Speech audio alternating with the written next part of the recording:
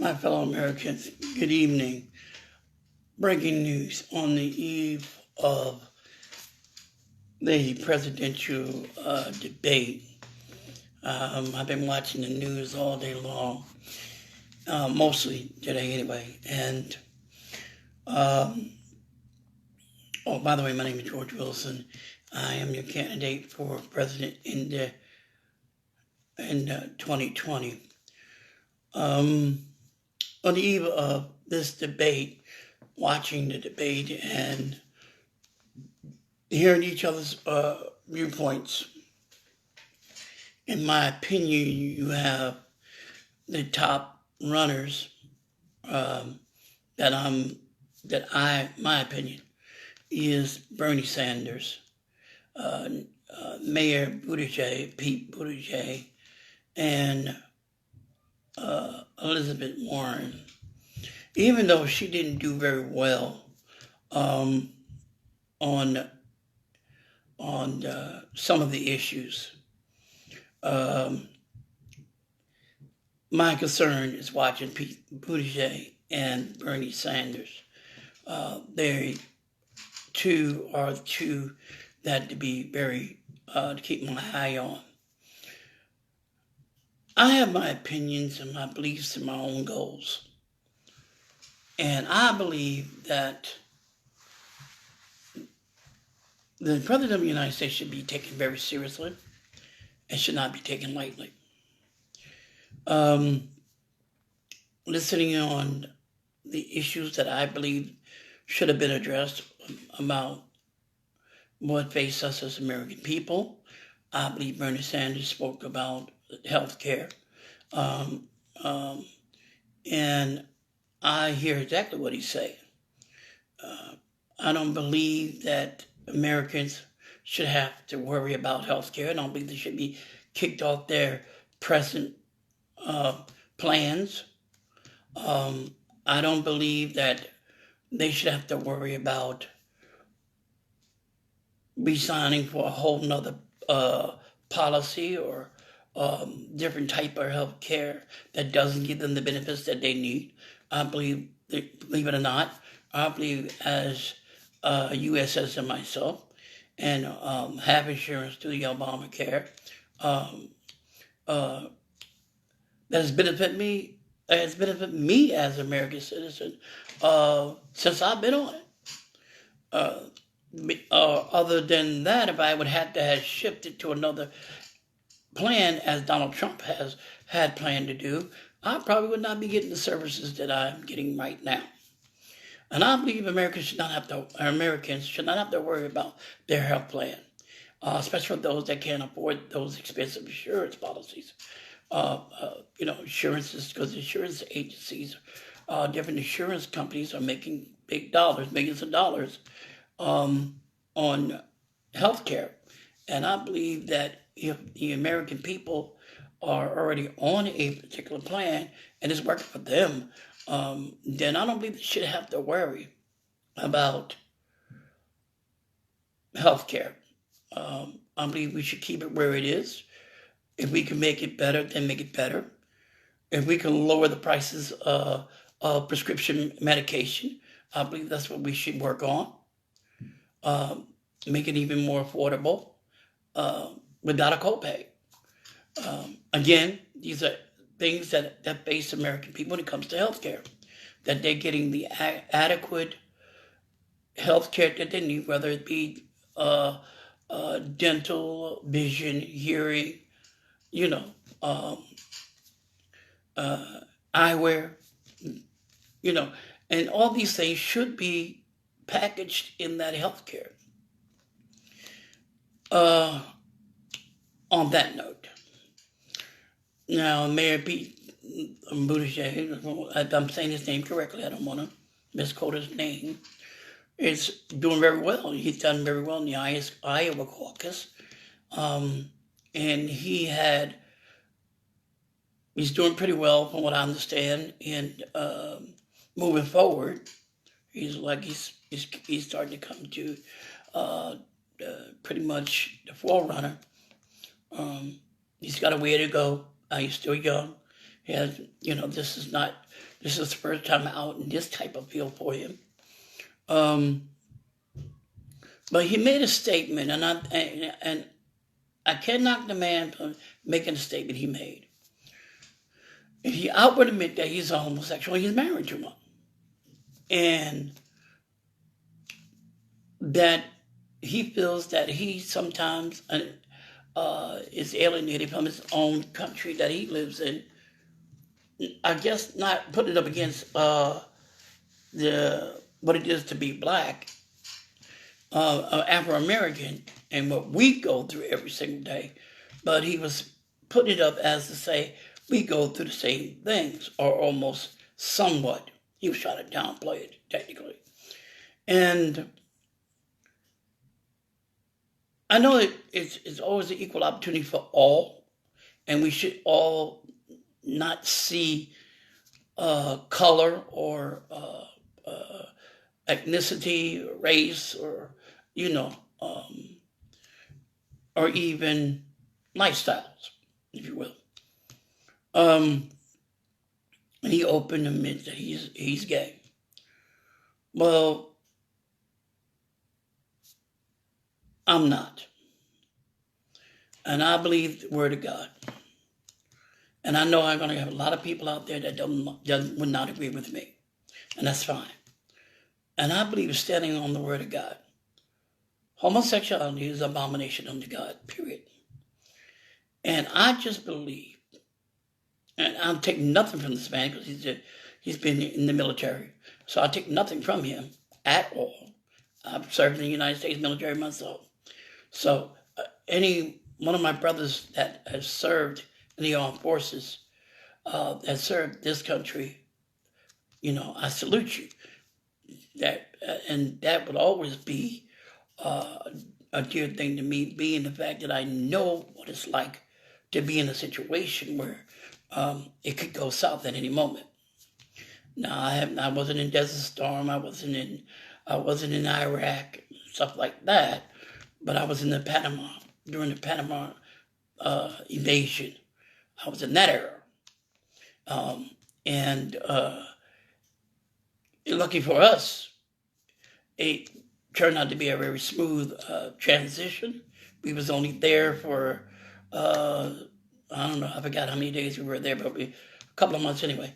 We were there in Panama, and then we head back stateside after everything was smooth, and we knew that there wasn't going to be no fighting, no wars between Panama and the other countries. So I didn't see wartime. It was close enough to it as anyone can say. And that's not taking away from anyone that has. But I think it takes a lot for someone to serve in the U.S. government. I mean, serve as a veteran in the armed forces. Now, I believe America needs healing right now. I believe America needs Jesus.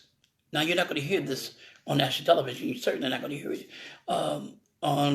in the government saying it, and you're not going to hear it in these debates, and you're not going to hear it from your news outlets. So I'm telling you firsthand, America needs Jesus. And I don't know about you, maybe, some of y'all, we all saw what happened on the news earlier about their key witness, Sondland. And he said there was he said there were bribery. Quick quote, whatever that word is. Pro quote, whatever it is. And he said that everybody was in the loop, so everybody knew about it. The only thing they didn't do was point fingers at Donald Trump, saying he authorized any of it. But common sense would tell you that no one in the U.S. government operates outside of the chain of command, and they do not do anything without being given an order, especially when you're commander-in-chief. So if any of this took place, which it did, there's been the transcripts that prove time and time again that it was what it was, a shakedown. It's what it was. It was bribery. And Donald Trump wanted something. And if he didn't get it, then Ukrainian would not get the money that they need or the aid that they need to fight against the Russians. So he was more concerned about the investigation against Joe Biden, his menaces, than he was about the Ukrainians. He couldn't care less about the Ukrainian. He just wanted to prove that there was some dirty dealings in the Biden family, especially for Hunter Biden be working in a Ukrainian, working for the Ukrainians, should I say, in some capacity, and especially in a high-paying job, where there's some shady deals going on. What gets me is he's trying to investigate Joe Biden's son, and he's not investigating his own son. Or he's not having anybody to investigate his dirty dealings. So there's some shadiness on both sides of the field. I get it. You're trying to eliminate the threat. Joe Biden apparently seems to be a threat. Well, according to the debate, Joe Biden didn't do very well. In the last few moments, he came out pretty strong there, but then again, he lost it somewhere.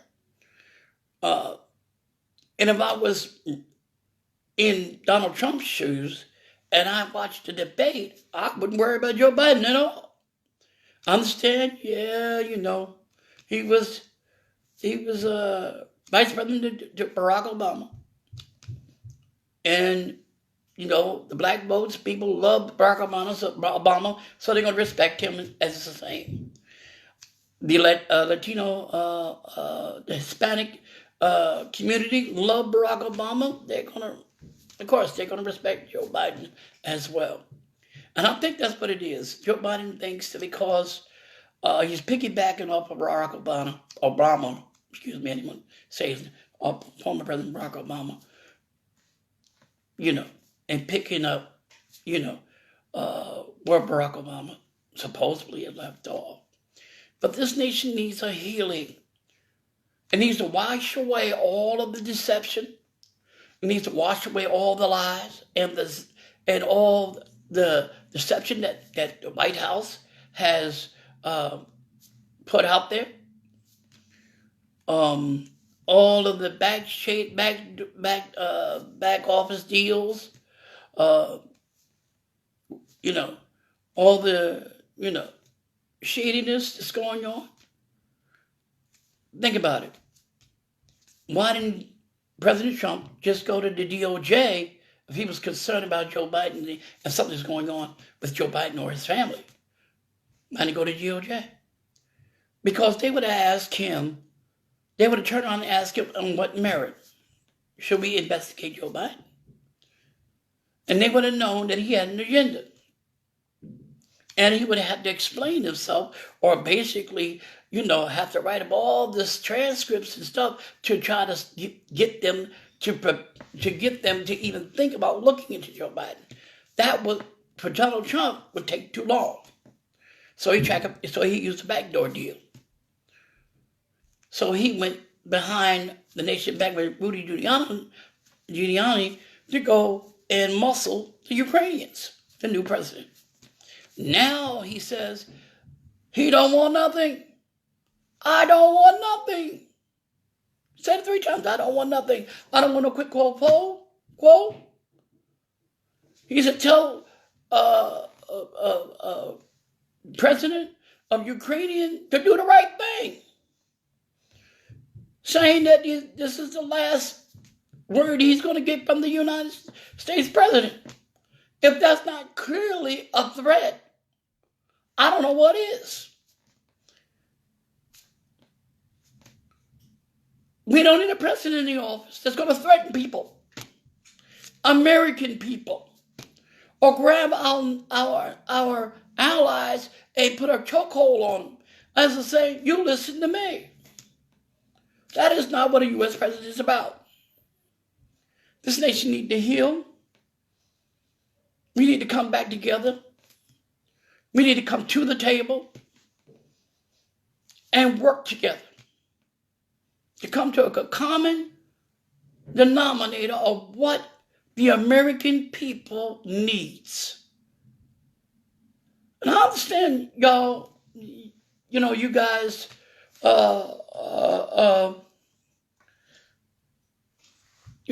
thoughts about me as running as your president.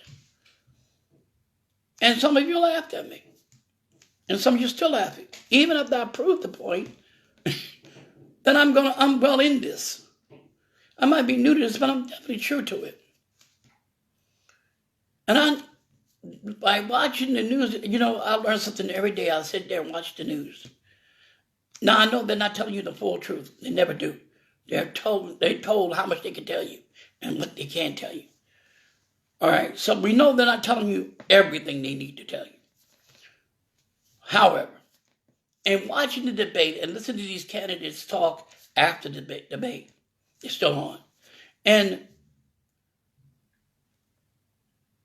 if I was anybody else, I would agree with you. I don't have a snowball chance in hell to make it to be president of the United States, if I believe like you. After watching that and in this Iowa, they got another debate coming up sometime in December. I don't know the date. I just heard him say it, so I got to look it up, find out when the next debate is. You have to win Iowa. Then you have to win New Hampshire, Nevada, South Carolina, if you ever want to have a chance to make it in this race. If you don't win all 4 states, you're going to have a real hard time. And it seems to me everybody's reaching out for the Afro-American votes and the Hispanic votes because they are the majority. They really not looking so much at the other demographics as far as their votes. It's the Hispanic voters that are overwhelming this year. More than any year, they have toppled the African Americans. With African Americans coming in second, then Asians. So every candidate knows this. And so they're all now saying, okay, eliminate our opponent.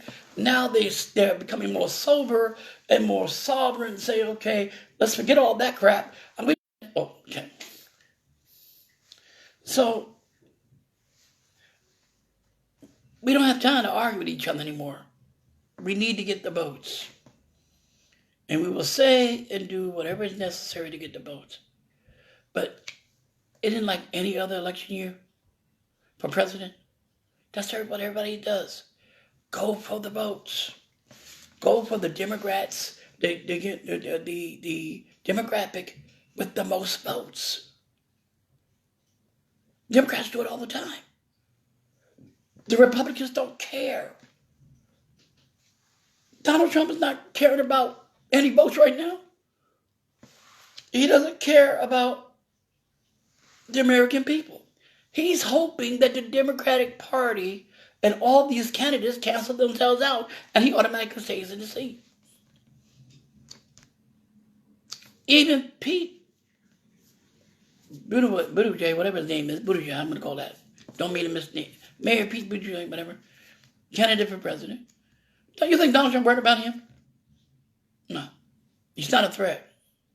Yeah, he's doing good, but he's not a threat. He even dropped the ball in this little debate. Cory Booker dropped the ball. he fired back at Elizabeth Warren. That was refreshing.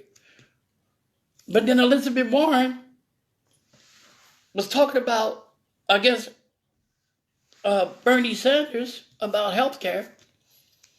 And so it kind of got a little testy there, but then she drops the ball. So again, we have a situation where everybody's worried about what's going on with this impeachment and always paying attention to what the American people want. And even if they were, no one's talking about the real issues. Now, I'm not saying what they won't start talking about next year, because that's the only way you're going to get votes, is start talking about the real issues. But this thing about the impeachment, it's going to continue. And that, I believe, that is the reason why it's doing what it's doing, is to hold the distraction of the American people. Lose focus on the election, because everybody's up in arms because they really don't want Donald Trump to be president. They want him out. And then you got your variety out there that says, we're not going to let that happen. We all know if he goes to the Senate, he's not going to get kicked. But they also know that they don't want the impeachment either. They can't have it both ways. My name is George Wilson. I am running for the President of the United States.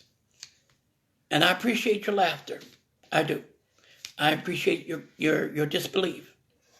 Trust me when I say this. I really do. I appreciate it. Because it makes me want to fight hard. Not that I got anything to prove to any of you or myself. I know who I am, who God called me to be. And I know America needs a president that is going to hear and listen to the people and be concerned about the issues and concerned about the American people, not just for votes, but take in heart everything that they say and carry them with them when they get to the White House. Not just to sit behind in the Oval Office behind a desk making money, but to make sure that every government official in every branch is doing their job, and stop snowballing American people and lying to them. That's why I said vote for George Wilson, absolute truth, in 2020, because it's time for integrity, accountability, and it's time to end the lies. God bless you, and God bless America.